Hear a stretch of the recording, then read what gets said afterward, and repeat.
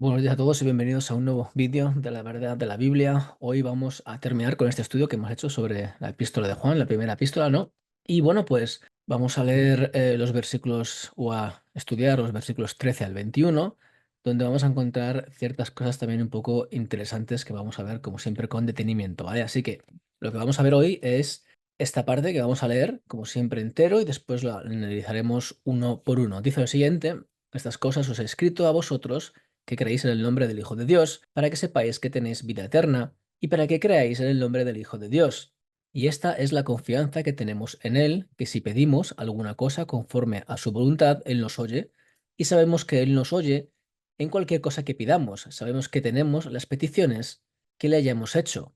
Si alguno viera a su hermano cometer pecado que no sea de muerte, pedirá y Dios le dará vida. Esto es para los que cometen pecado que no sea de muerte. Esta es una de las partes complicadas, ¿no? Hay pecado de muerte, por el cual yo no digo que se pida. Toda injusticia es pecado, pero hay pecado no de muerte. Sabemos que todo aquel que ha nacido de Dios no practica el pecado, pues aquel que fue engendrado por Dios le guarda, y el maligno no le toca. Sabemos que somos de Dios, y el mundo entero está bajo el maligno, pero sabemos que el Hijo de Dios ha venido y nos ha dado entendimiento para conocer al que es verdadero, y estamos en el verdadero, en su Hijo Jesucristo. Este es el verdadero Dios y la vida eterna, hijitos guardados de los ídolos. Amén. Así que aquí hay unas cuantas partes muy interesantes y la parte final yo creo que es primordial e interesante a la hora de ciertas bases sobre cristología, ¿vale? Así que después de haber visto cómo existen diferencias en cuanto al contenido del 5:7, el versículo que vimos la semana pasada, ¿no? Y las implicaciones de las palabras de Juan acerca del testimonio de Dios y cómo éste se conecta no solamente con el testimonio de la venida de Jesús en agua y sangre, sino también con el testimonio que viene del Padre. Esto es que se nos ha dado la vida eterna por medio de su Hijo. Ahora vamos a pasar a esta parte final de la epístola, ¿no? Y como vamos a poder apreciar, la temática de esta última sección sigue siendo la importancia de Jesús. Recordemos que es una epístola con un gran énfasis cristológico y cómo esto es fundamental para tener vida eterna. Después de esto veremos cómo Juan expresa el principio fundamental de qué implica el pedir a Jesús. Después analizaremos el versículo 16, donde podremos contemplar los diferentes tipos de interpretación sobre lo que es el pecado de muerte y cómo culmina la carta con una mención importantísima acerca de Jesús y la identificación de este como Dios, ¿vale? Importantísimo sobre todo para nosotros cristianos. Así que vamos a empezar con el 5:13, que dice lo siguiente: estas cosas os he escrito a vosotros que creéis en el nombre del Hijo de Dios, para que sepáis que tenéis vida eterna y para que creáis en el nombre del Hijo de Dios. Como se puede apreciar, aquí ahora Juan está expresando las palabras que van a cerrar esta carta. Es decir, esto se trata de la despedida de Juan, en la que está expresando la razón por la que escribe estas palabras. De hecho, no son muy diferentes a las que escribe en Juan 20:31, cuando dice lo siguiente: pero estas cosas se han escrito para que creáis que Jesús es el Cristo, el Hijo de Dios, y para que creyendo tengáis vida en su nombre. Como se puede apreciar, en el Evangelio se expresa una idea muy similar: Jesús es el Hijo de Dios y tenemos vida en su nombre, basada en la creencia, aunque también se remarca que Jesús es el Mesías. Aquí se habla de algo muy parecido, es decir, hay que creer también, son basados en la creencia, ¿no? Que tenemos que creer en el nombre del Hijo de Dios, recordando lo que implica esto y cómo basados en esto, pues tenemos seguridad de tener vida eterna. Como se puede apreciar, aquí ahora Juan va a expresar uno de los beneficios, aunque veremos más, de estar en la verdad. Y aquí comienza con la vida eterna. Por lo tanto, las palabras de Juan en esta epístola están escritas para reforzar la fe en el Hijo de Dios, también evidentemente en su nombre, lo mismo que decir en sus enseñanzas, ¿no? Para que los que creen en Cristo sepan que tienen vida eterna y también para que crean en la palabra de Jesús, que está respaldada por el Padre. Incluso se podría decir que la última parte no solo pudiera ser para reforzar la fe de los lectores, sino también para expresar este mensaje a los que pudieron tener dudas acerca de las enseñanzas de los secesionistas, ¿no? Que estaban ahí, ya veis, haciendo cosas malas, ¿no? E incluso, evidentemente, a aquellas personas que iban a leer la carta, como por ejemplo hoy también nosotros, ¿vale? Así que vemos esta introducción, muy parecida a la que hemos visto también en Juan 20, y ahora vamos a ver el versículo 14, que dice lo siguiente, muy interesante.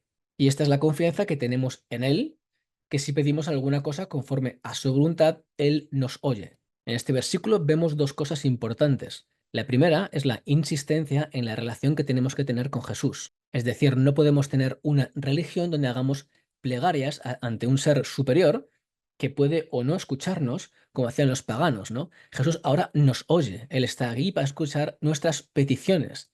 De la misma manera que Él está perdonándonos nuestros pecados a tiempo real, como decía en 1 Juan 2:1, también está para escuchar nuestras oraciones. Como se puede apreciar, este se trata de otro beneficio que tenemos como cristianos. La segunda parte de este versículo está relacionada con las implicaciones que tiene el pedir a Jesús. En otras palabras, Juan está exponiendo cómo debemos hacer para que nuestra oración sea escuchada por Jesús. Para esto, hay que orarle conforme a su voluntad, que recordemos es la misma que la del Padre. Anteriormente Juan ya expresó este sentimiento en el 3:22 cuando dijo, y cualquiera cosa que le pidiéremos la recibiremos de él porque guardamos sus mandamientos y hacemos las cosas que son agradables delante de él.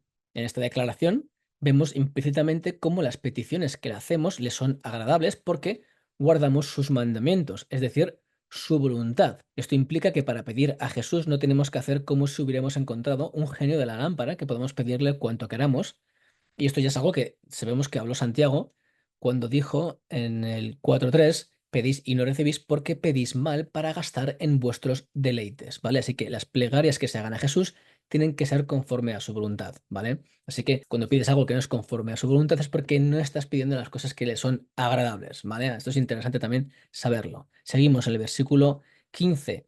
Y si sabemos que Él nos oye en cualquiera cosa que pidamos, sabemos que tenemos las peticiones que le hayamos hecho. En este versículo se vuelve a reforzar esta idea de los beneficios que tenemos en Cristo y cómo las cosas que pidamos a Jesús, que son conforme a su voluntad, son escuchadas y respondidas por Jesús. Como se puede apreciar, es importante recordar que todo esto está basado con hacer las peticiones según la voluntad de Jesús. Y también que Juan no dice cuándo estas peticiones son respondidas. Esto es importante tenerlo en cuenta como cristianos en nuestra vida diaria, ¿vale? Porque en ocasiones Dios nos puede probar con tiempo y no necesariamente las peticiones van a ser dadas automáticamente e instantáneamente. Como aquí Juan no hace esta promesa, no debemos de pensar que todas las peticiones que hagamos, aunque representen la voluntad de Dios, sean hechas instantáneamente en nuestras vidas. Esto hay que también tenerlo en cuenta a la hora de, pues, un diario vivir con el Señor, ¿no? Seguimos en el versículo 16. Si alguno viera a su hermano cometer pecado que no sea de muerte, pedirá y Dios le dará vida. Esto es, para los que cometen pecado que no sea de muerte. Hay pecado de muerte por el cual yo no digo que se pida. En este versículo es donde vemos uno de los primeros problemas en cuanto al significado de lo que se puede estar diciendo aquí. ¿Qué significa el pecado de muerte? Porque Juan expresa que hay un pecado por el cual Juan expresa que no hay que pedir. De la misma manera que vimos muchos tipos de interpretaciones en el versículo 6, este versículo también tiene sus desafíos. Primeramente, y antes de adentrarnos en este tema, lo que vemos aquí es cómo para Juan existe la posibilidad de dar respuesta de la oración por parte de Dios ante los pecados. Es decir, cuando un hermano, importante también la delimitación de hermano, adelphos en griego, pues aquí Juan implica que ahora está hablando a la oración que se hace por hermanos que están en Cristo. Aquí en este ejemplo se puede apreciar cómo Juan no está enfocando su mensaje a la oración que se hace por los no creyentes o por los secesionistas, por ejemplo. Ahora bien, esto no implica que no haya que orar por los demás que estén fuera del núcleo cristiano, sino que Juan se está delimitando a esta esfera en particular aquí. Esto es muy parecido a lo que vimos de cómo Juan en esta carta no aborda el mensaje de amar al enemigo, sino más bien se centra en amar al hermano. Como explicamos anteriormente, esto no es porque la enseñanza del amar al enemigo no estuviera vigente y ya no fuera parte del mensaje de Juan ni de Jesús, sino porque el motivo de esta carta era el de la unidad del cuerpo de Cristo frente al ataque del enemigo por medio de estos falsos profetas, ¿no? Que algunos sabéis que denominan los secesionistas, ¿vale? Esto es importante siempre tenerlo en cuenta. Ahora bien, el pecado que no sea de muerte. Aquí vemos cómo Juan hace este énfasis en esta realidad en cuanto a la oración que se tiene que hacer por aquellos hermanos que cometen este pecado que no sea de muerte. Este pecado es perdonado puesto que no es de muerte y el Señor les dará vida. Ahora bien, ¿a qué se puede referir Juan con el pecado que no sea de muerte? La pregunta quizá pueda tener varias respuestas, específicamente en cuanto a lo que significa pecado de muerte y no de muerte. Sin embargo, algo que podemos hacer es enfocarnos en cómo el pecado y el perdón de los pecados es enfocado en esta epístola de Juan, ¿vale? Si vamos a Juan 1:9, vemos cómo Juan expresa: si confesamos nuestros pecados, Él es fiel y justo para perdonar nuestros pecados y limpiarnos de toda maldad. Esto implica que Jesús limpia de pecados a los cristianos que confiesan los pecados y nos limpia de toda maldad. Es decir, para Juan queda claro que los cristianos van inevitablemente a caer en pecado, y esto incluirá maldad que tiene que ser eliminada por Jesús al ellos arrepentirse o confesar estos pecados ante Dios. De hecho, Juan deja claro en el siguiente versículo que existe la posibilidad de pecar, y quien diga lo contrario, con referencias a los secesionistas, evidentemente por el contexto, es mentiroso. Recordemos que dice, si decimos que no hemos pecado, le hacemos a él mentiroso y su palabra no está en nosotros. El argumento en cuanto a los pecados sigue siendo expuesto en los versículos siguientes, del 2:1 al 2, cuando dice, hijitos míos, estas cosas os escribo para que no pequéis, y si alguno hubiere pecado, abogado tenemos para con el Padre, a Jesucristo el justo, y es la propiciación por nuestros pecados, y no solamente por los nuestros, sino también por los de todo el mundo. Por lo tanto, como se puede apreciar, para Juan existe el perdón de los pecados de las personas que están en Cristo, que han pecado y que se arrepienten. Lo que se puede apreciar por las palabras de Juan es que la vida que da Dios a aquellas personas que no cometen el pecado de muerte pudiera tener implicaciones de limpieza de la impureza por medio de la abogacía de Jesús ante el Padre. Por lo tanto, aunque no podamos tener una idea clara de lo que implicaba para Juan el pecado de muerte, que no tiene perdón, lo que sí que se puede notar es que esto no implica los pecados de personas que están en Cristo. Ahora bien, vale la pena recordar que para Juan existen unas manifestaciones de las personas que están en Cristo, que me llega mencionando en esta carta durante mucho tiempo, ¿no? Y cómo estas personas reconocen al Hijo como fue manifestado por el Padre y por el Espíritu Santo de verdad. En otras palabras, este perdón por los pecados se hace al reconocer al Hijo como quien Él es, que por cierto es quien es nuestra propiciación por nuestros pecados, ¿vale? Interesante. Ahora, otra de las preguntas que tenemos que hacernos es qué significa que cuando se ora por este hermano que no comete pecado de muerte, el Señor le da vida. ¿De qué vida habla aquí y quién da vida? Esto quizás sea una pregunta poco importante, pero es interesante porque en el texto griego no dice Dios le dará vida, sino le dará vida. Sin embargo, se sobreentiende que es Dios, por como en la carta de Juan se habla de Dios y su Hijo como los dadores de esta vida. Juan 1:1, en el 1:2, en el 2:25, 5:11 y 5:20. Aparte de esto que puede ser una obviedad, y por esta razón la mayoría de las Biblias incluyen la palabra Dios para clarificar. Pero ¿qué implicaciones tiene el dar vida? Aunque no se puede saber con certitud, lo más probable puede ser que sea que por medio de la intercesión se le dé a la persona la revelación divina de que tiene que arrepentirse y que está mal en sus caminos, ¿vale? Eso se podría ser una interpretación. Ahora seguimos con el pecado de muerte. ¿Qué significa el pecado que es de muerte? Y aquí es donde más preguntas hay que respuestas, ¿no? Sin embargo, basado en lo que hemos visto hasta ahora sobre las implicaciones de lo que es el pecado que no es de muerte, se pueden tener ciertas ideas de lo que puede implicar el pecado de muerte. Una de las primeras cosas que podemos hacer es ver cómo se trata del tema de la muerte en esta carta, ¿no? La palabra muerte o thanatos en griego aparece 6 veces en esta epístola, en el 3:14, 5:16 y 5:17. Aparte de las 4 menciones que se hacen en total en los versículos 16 al 17 que estamos viendo hoy, del capítulo 5, en el 3:14 se hace con relación a saber cómo tenemos la certeza de que estamos en la vida, y esto es a manifestarse en amar a los hermanos. Y esto se ve aquí, como podéis ver en pantalla. Nosotros sabemos que hemos pasado de muerte, thanatos, ¿no?, a vida, en que amamos a los hermanos. El que no ama a su hermano permanece en muerte. Así que se puede comprender cómo existe una posibilidad de que todo lo que esté conectado a la muerte tenga que ver con estar en contra de lo que dice Jesús, lo que expresa el Padre y lo manifestado por el Espíritu Santo y todo ese tipo de cosas, ¿no? Y aunque esto puede ser totalmente una realidad, tampoco implica esto que en la sección que estamos cubriendo el concepto de la muerte sea el mismo que vemos en el 3:14. De hecho, parece que Juan en el 3:14 está expresando la muerte y la vida como los conceptos opuestos entre el estado de estar en Cristo, o sea, estar salvo, y el que no, los que están muertos los que en sus delitos y pecados y los que están fuera de la vida en Cristo. Sin embargo, esto no parece que sea así en el 5:16, ya que la vida se da a las personas que no cometen pecado de muerte. Es decir, la vida en sí no puede estar relacionada a la salvación, puesto que el pecado no se iguala a la muerte. Por eso dice que hay pecado que no sea de muerte. Si se refiriese a la salvación, la expresión de Juan tendría en mente cometer el pecado de muerte, de perdición, ¿no? Y cómo la oración de petición hará que Dios les dé vida o salvación.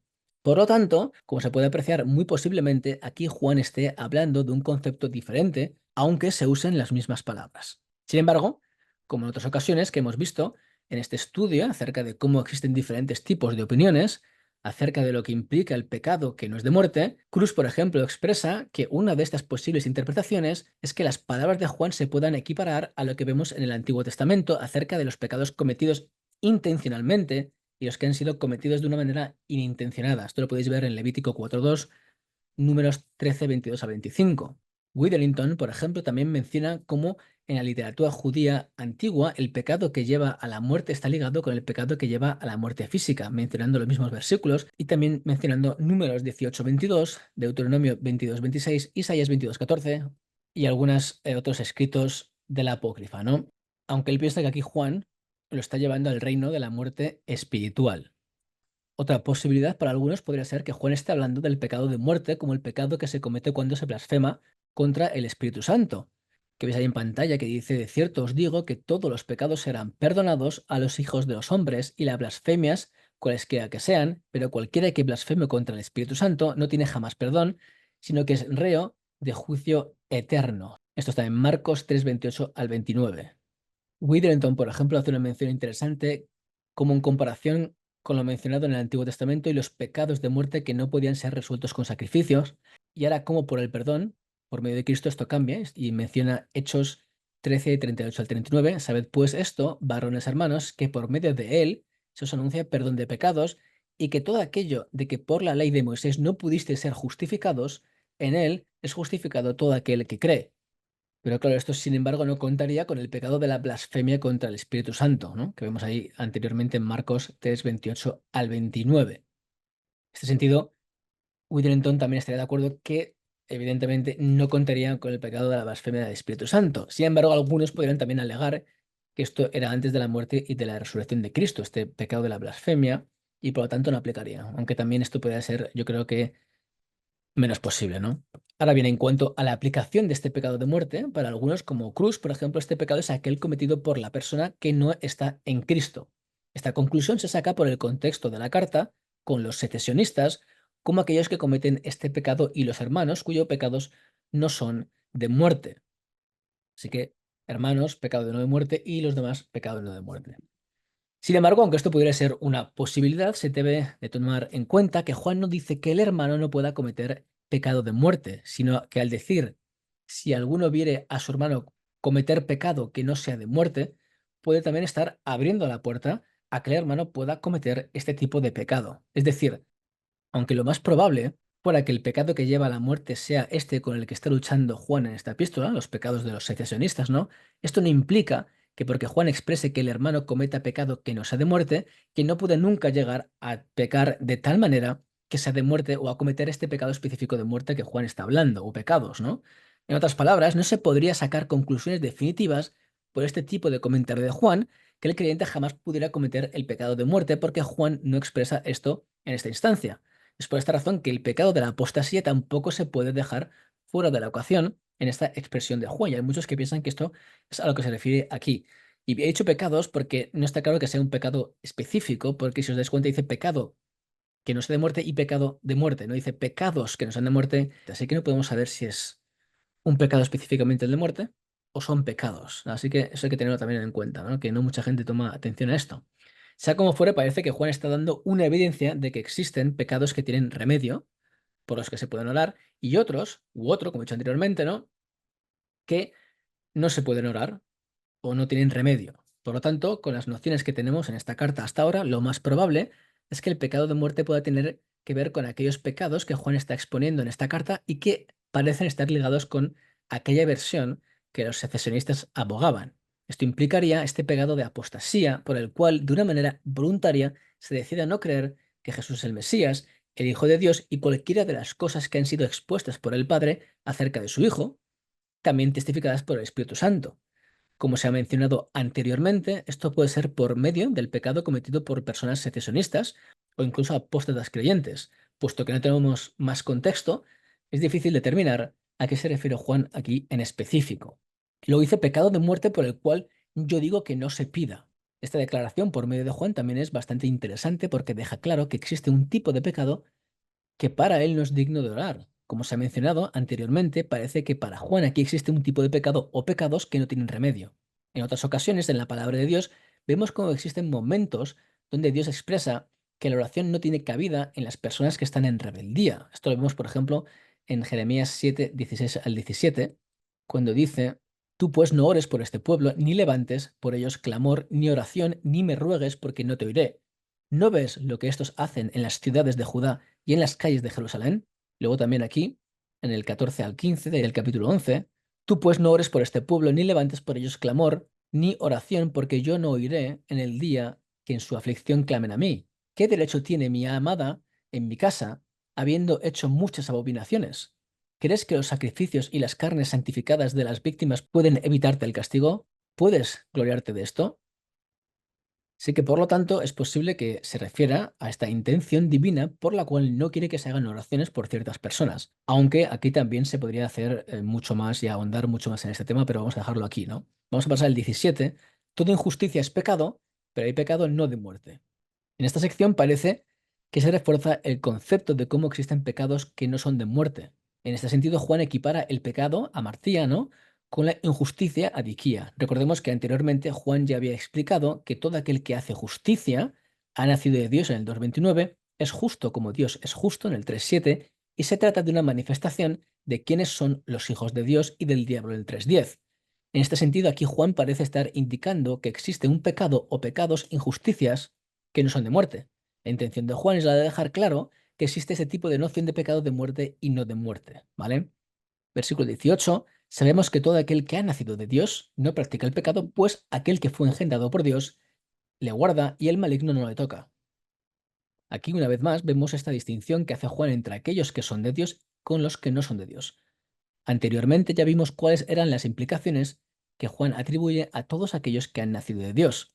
En este caso, Juan vuelve a mencionar cómo aquella persona que ha nacido de Dios no comete pecado, como ya lo hizo en el 3, 8 al 9, cuando decía: el que practica el pecado es del diablo, porque el diablo peca desde el principio. Para esto apareció el Hijo de Dios, para deshacer las obras del diablo. Todo aquel que es nacido de Dios no practica el pecado, porque la simiente de Dios permanece en él, y no puede pecar porque es nacido de Dios.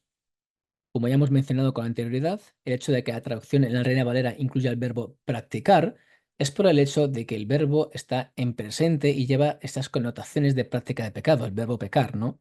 Como se puede apreciar en el 5:18, se hace esta declaración de una manera un poco diferente a como se hizo en el 3:9. Es decir, aquí no solamente se hace la conexión entre el nacer de Dios con el de no practicar el pecado, como un deber cristiano, ¿no?, sino que también se expresa el beneficio del haber nacido de Dios o el ser engendrado por Dios. Esto es, que el maligno no le toca y es guardado por Dios. Y recordemos que todo esto se hace después de mencionar cómo existe un pecado, que es de muerte, por el cual no se debe de orar. Vamos a ver el versículo 19, que dice: Sabemos que somos de Dios y el mundo entero está bajo el maligno. Este versículo es una continuación del 18, evidentemente, y está escrito para reforzar la idea de que aquellos que están en Cristo son de Dios, están separados del mundo y del maligno, una vez más haciendo esta diferenciación entre las personas que están en la verdad, la luz, el amor, etcétera, y los demás que se encuentran en la oscuridad, en la mentira, el odio, etcétera. Este versículo también se puede ver, por ejemplo, cómo está la mención del mundo, que se hace de esta manera peyorativa, el cosmos, ¿no? Es decir, el mundo es lo contrario a lo que proviene de Dios. Es el reino donde actúa el enemigo y todos los que están sujetos bajo su yugo. Algo que Juan repite de palabras que había escuchado por parte de Jesús en Juan 12:31, por ejemplo, 14:36:11. Y ahora vamos a pasar al versículo 5:20, uno de los más interesantes, porque dice lo siguiente: pero sabemos que el Hijo de Dios ha venido y nos ha dado entendimiento para conocer al que es verdadero. Ya estamos en el verdadero, en su Hijo Jesucristo. Este es el verdadero Dios y la vida eterna. Esta expresión de Juan, casi al final de la carta, es muy interesante porque ha traído mucho debate y diálogo entre eruditos en griego por la complejidad de las palabras de Juan y por lo que puede indicar. La primera parte de la frase de Juan no tiene mucha complicación, ya que Juan expresa cómo Jesús, el Hijo de Dios, ha venido. Segundo, Juan expresa cómo esto ha sido para conocer a quién es verdadero. Aquí es donde surgiría el primer problema, porque parece indicar que el verdadero debe ser o referirse a Dios, puesto que está relacionado a alguien con quien Jesús nos ha dado entendimiento a conocer, ¿no? Sería inverosímil pensar que Jesús nos ha dado entendimiento para conocer a quién es verdadero si el verdadero se refiere a sí mismo. Aunque podría ser también, ¿eh? Sin embargo, como se puede ver, después Juan dice: y estamos en el verdadero, en su Hijo Jesucristo. Esto para algunos podría tener la implicación de que se refiere a Jesús mismo. No obstante, lo más lógico es que la expresión el verdadero se refiere al Padre y cómo estamos en él a través de su Hijo. Es decir, la expresión del verdadero aquí tiene que ver, aunque parezca difícil por la traducción al español común, pues con Dios el Padre. Como expresa May Thompson, la traducción es mía, vemos aquí una vez más la afirmación de que solo a través del Hijo de Dios se puede llegar a conocer al Dios que es verdadero, en oposición a cualquier concepción falsa de Dios que la gente construye en sus propias mentes. Jesús ha venido para que podamos llegar al conocimiento de Dios que es verdadero. El conocimiento de un Dios así solo puede ser mediado por alguien que también se caracteriza por la verdad. Comparar con Juan 14:6. La otra parte más complicada del versículo, que muchos traductores tienen diferencias de opiniones, es cuando dice, este es el verdadero Dios y la vida eterna. Aquí es donde hay más debate sin lugar a duda. Y esto es por diferentes tipos de creencias pseudocristianas, más que nada, ¿vale? La razón de esto es porque las palabras de Juan parecen indicar que está haciendo una declaración de la deidad de Jesús al decir, este es el verdadero Dios y la vida eterna. Sin embargo, también puede ser que la alusión de este pues sea con relación al Padre, puesto que se puede fundamentar que la vida eterna la da Dios por medio del Hijo. De hecho, esto no sería nada nuevo porque para Juan, como él mismo registra, las palabras de Jesús en el 17:3 dice lo siguiente, y esta es la vida eterna, que te conozcan a ti, el único Dios verdadero, y a Jesucristo, a quien has enviado. Sin embargo, existen otras razones por las que pensar que la alusión que se hace aquí de Dios y la vida eterna por parte de Juan se refieran a Jesús. La primera la vemos en la manera que Juan traza el mensaje cristológico desde el principio de esta carta y cómo lo está finalizando. Desde el inicio de esta carta se expresa que Jesús es el verbo de vida, en el 1:1, y que esta vida fue manifestada y es la causa del testimonio y anuncio de Juan sobre la vida eterna a esta comunidad, en el 1:2. Aunque no podamos saber con certitud a quién se refiere Juan en el 2:25, se nos dice que la promesa de él es la vida eterna. En el 5:11, por ejemplo, Juan expresa cómo la vida eterna dada por Dios está en el Hijo. Es decir, el Hijo es la fuente de la vida eterna. Es por esta razón que en el 5:2 expresa que quien tiene al Hijo tiene la vida. Por lo tanto, el contexto inmediato de la carta con relación a la vida está siempre basada en Jesús, sea Dios el Padre quien envía el Hijo o la vida a través del Hijo. Aparte de esto, tiene totalmente sentido que en el cierre de una carta con fines apologistas, centrados en la cristología, Juan vuelva a nombrar la noción principal que se hizo acerca del Hijo en esta carta. Como dice Snackenburg, la traducción es mía, en efecto, aquí se reconoce sin reservas la plena identidad de Jesús con Dios. Nótese el artículo con Theos, Dios.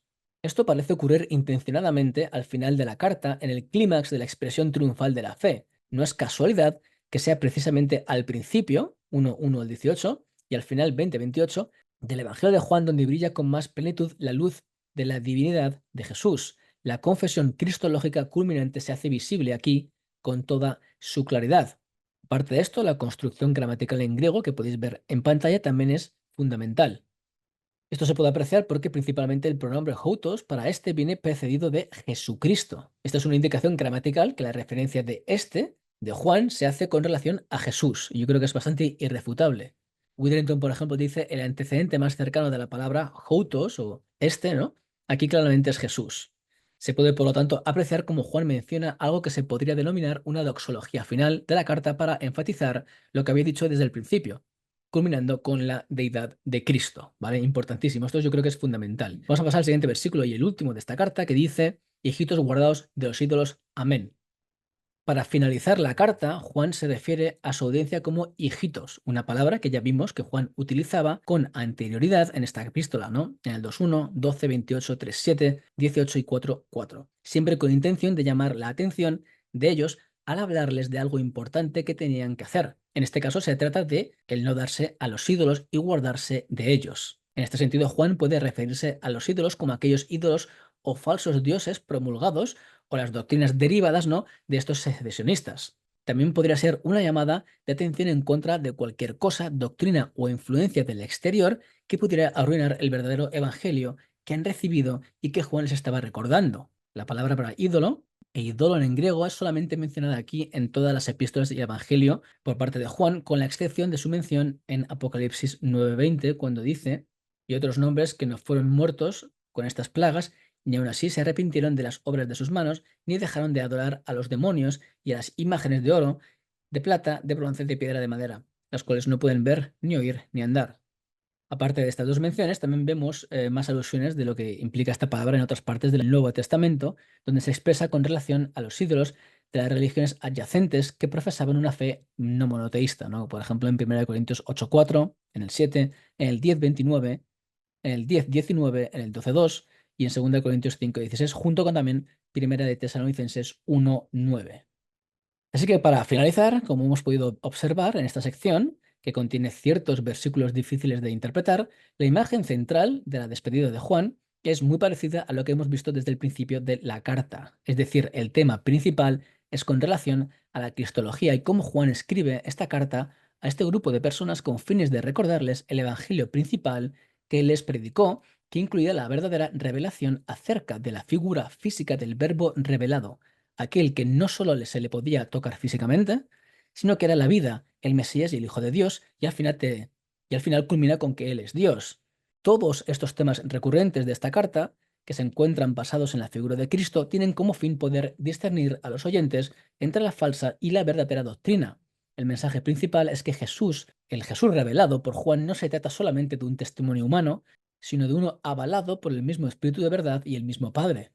Cualquier mensaje o doctrina que salga de la revelación testificado por aquellos que presentaron el Evangelio, se trata de un mensaje falso que no hace justicia a la verdad de Dios, incluso si las personas que comparten este mensaje equivocado dicen que viene de Dios.